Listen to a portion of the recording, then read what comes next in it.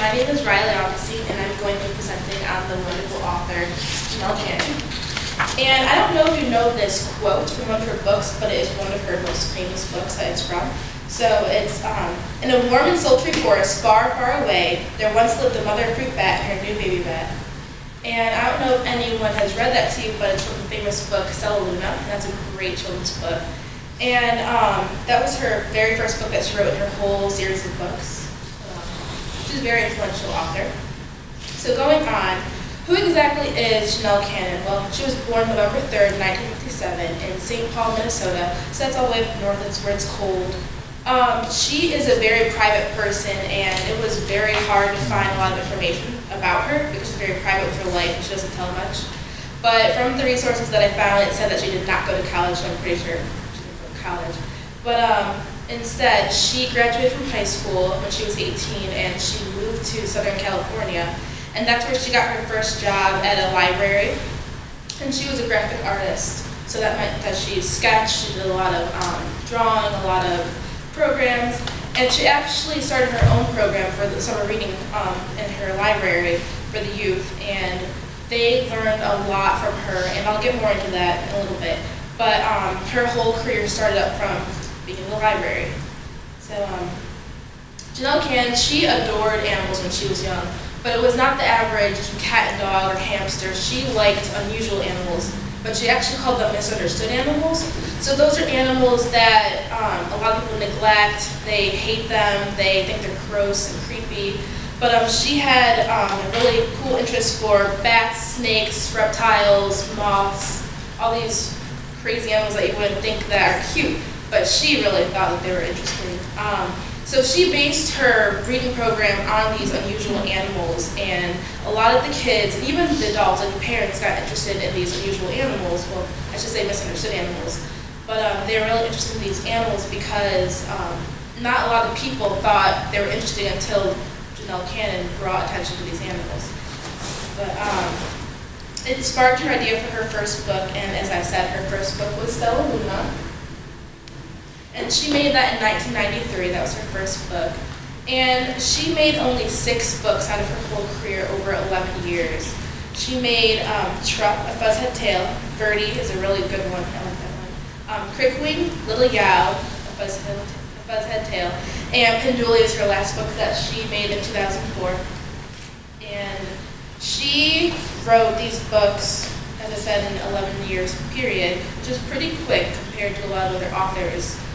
And it's really interesting that she did research on the computer, and the internet wasn't as popular back then when she wrote her books, but instead she went to different zoos. And San Diego Zoo was the zoo that she did the most research on. Since she lived in California, she did her research at this zoo. And this zoo is not as big. Cleveland Zoo is about a little bit bigger than the zoo, but this zoo is about 100 acres, so 100 football fields. And it houses over 3,700 animals.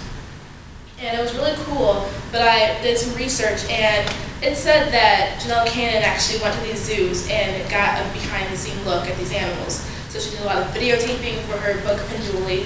She looked at hyenas and videotaped. She learned about their habitats, how they lived, what they ate. So I thought that was really cool that she actually got to talk to the zookeepers and learn about these animals like firsthand.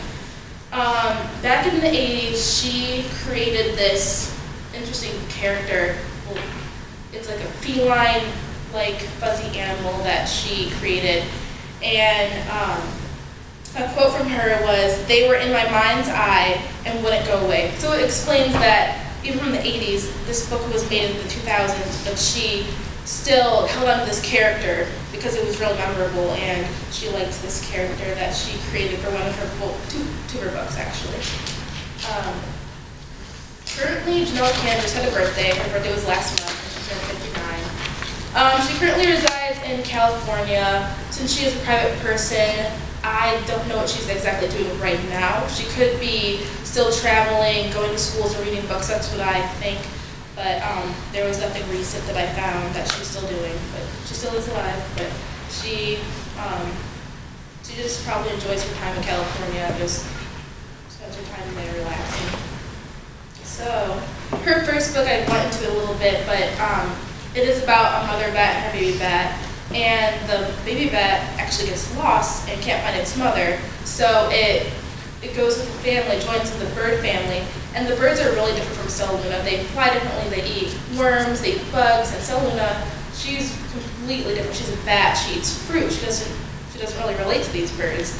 But in the end, she finds her mother, and these birds realize that Stella Luna, her bat nature is very different from theirs. Another book that she later wrote is called Birdie. This is one of my favorites. I really like Stella Luna, but for some reason I didn't hear about this book until this year when I did research, but I really like this book. And it's about a young yellow snake, and he has these example setters in the forest, and they're big, green, lazy snakes, he calls them. They're lazy, and they're not really cool, they're really mean to him.